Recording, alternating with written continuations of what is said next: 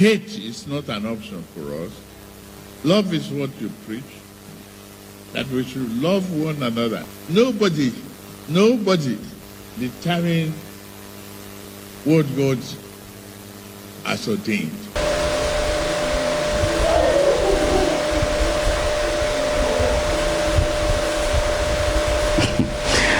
This is Mr. President Bola Ahmed Tinubu in Jos. Yes, I mean Jos, Plateau State. The same Plateau State that over 50 people were massacred. Eve to Christmas 2024. The president was in Lagos, the governor ran to Lagos. Who remember that? Who remember what happened in 2023 in Plateau? Who remember all the subsequent killing that have been going on in Jos Plateau or in Plateau State as a whole? Have the president visited? No. Do you know the reason why he visited Plateau State today? And is as well planning to see pastors. Is the national chairman of APC, Mother's Burial. That was what took him to Plateau State. Now, you see, when some people said we are practicing democracy and it's government of the people, by the people and for the people that they are referring to here is not necessarily the masses, but the political elites. When they tell you that the economy is now working, everything is working perfectly well, it is not the economy that benefits the masses. It is the economy that benefits the political elites. Over 50 people were killed in Plateau State. The president did not deem it fit to visit Plateau State because no politician or big political wing or associate of the political elite were killed at that process. So the rest are as good as chickens. So it was just like a man who went to his farm to take out maybe 50 chickens to kill for a celebration. So there was no need for anything to be done by anyone. So when people are being slaughtered in a particular region or a place, the president will not go. What happened in Yalawata in Benue State? It took so much cry, and for the fact that Peter Obi attempted to go and was blocked by the president, by the governor, was the reason why he even deemed it fit to go there in the first place, which he even stopped at Benue State's capital, Makodi.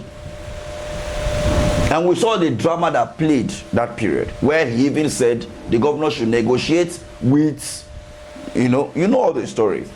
If you don't, and you're watching my channel for the first time, check it out. You will see it on one of my videos on the history playlist or security playlist. You see those videos there. So back to this issue here. Mr. President is in Jos, and he has commenced his political movement for 2027. We saw in the news that the daughter was in Edo State for the Ayalo Jabi, whatever they call that their thing, market women. And we all know that it is market women that push the narrative. It is market women that come out for campaign and move, take the message to the rural areas. Now he went to Edo. They were chasing Igbos from Lagos, but he went to Edo, that is not a Yoruba place, to install something that is not of their culture. I hope you are seeing. Now, he is in Jos Plateau to visit the family of the national chairman of APC, of which after then he will be meeting with the pastors, church leaders across the northern zone. Okay. He was in Kaduna a few weeks ago. Why didn't he meet with the church leaders over there? Okay, he's in Plateau now because Plateau is a hot seat of the bandits' activities in terms of killing Christians. So he is going to be meeting with church leaders in Plateau State. I call it a political movement because 2027 is at the corner. Don't be surprised we're seeing Khan and others to call Pentecostal Association, don't be surprised. You begin to see them praising Mr. President. You begin to see them saying all manner of things, just like you watch the comedy skit of Governor Amunike. Oh yes, you begin to see them praising him after the meeting. And all of that, you should know what have transpired. The president will go there, we have a meeting with them, we'll tell them how the government is building bridges here and there. We will tell them how the economy is now booming. We will tell them how they should negotiate and how to live among, learn to live together. God's ordained action and his prophecies is what matters. I inherited Islam from my family. I didn't change. But my wife is a pastor. She prays for me. No conflict.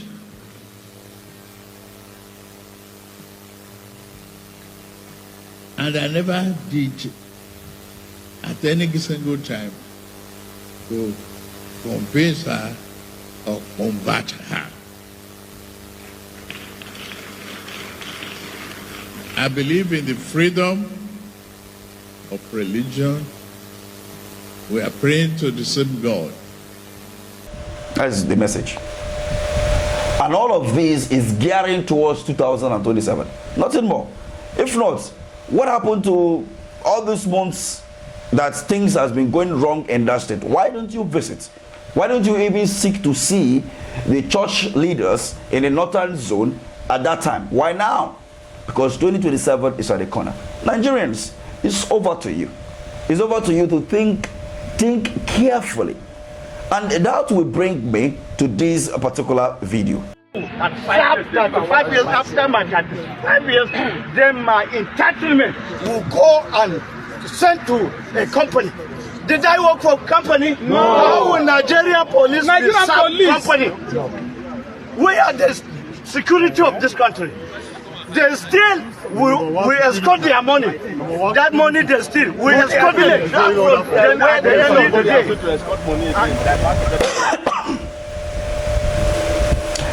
These are police officers that have retired from the service. And this man is complaining bitterly. And his complaint is the fact that they are the officers who protect Nigerian politicians, who help them to steal, to thief money and take it to their villages to hide the money. They are criminals. As long as I'm concerned, this is a confession and they should be arrested and prosecuted. Because they help the politician. The EFCC should be looking at this video and invite them for question. They help the politician to siphon money, and after siphoning those resources, they help to protect them in siphoning these resources. And now, because they have not been paid their retirement benefits, they are here protesting. No, there is no way you will help somebody to rob your own brother or your own family and you expect the person to even trust you with money or with anything. They won't trust you. They have used them and dumped them. Now they are crying. Who will listen to them? Why should I even carry my camera to go and record the nonsense that they are talking about there? Why should I even help them rebroadcast their cry? But I am talking about this and playing this video for you because they are supposed to be behind bars. In a sane environment, they are supposed to be behind bars because they contributed to a number of Nigerians that died in the hospital. The money that was embezzled, that was meant to build hospitals, they contributed. The blood of those who died as a result of bad hospital is in their hands. Those that are supposed to construct road, the money that was embezzled, those that died on motor accident, the blood of the dead are in their head, right? Those that are supposed to build schools, and they do not build the schools, and all of this, they are here now confessing. They are not security officers for Nigerians. They are security officers for the political elites. They are just there to guide them, to protect their interests, and after which, those that they protected their interests have now refused to give them what belongs to them. When you were called to be a security officer, you swore an oath to protect and defend the Constitution of the Federal Republic of Nigeria. But now you've turned around to do otherwise. In my other videos, I talked about the fact that Nigerians need to wake up and have this mentality, especially those who are serving as police or army. When you watch the video of the protests in Madagascar, Morocco, which I dropped yesterday, I talked about it extensively, because imagine these people now suffering. Most of them, even while they were serving, the peanuts that they were giving to them were not even enough for them to even cater for their families. You see? So why will you? And some of them, if you ask me, they were part of those who even went to Lekki Toll Gate to shoot at the youth protesting there. Now tomorrow they will wake up and start protesting that they did not give them money. They have not given them the entire benefit. But when you were shooting those young Nigerians, when you were throwing tear gas, you were flogging and beating them because you were asked to do so by your oppressor.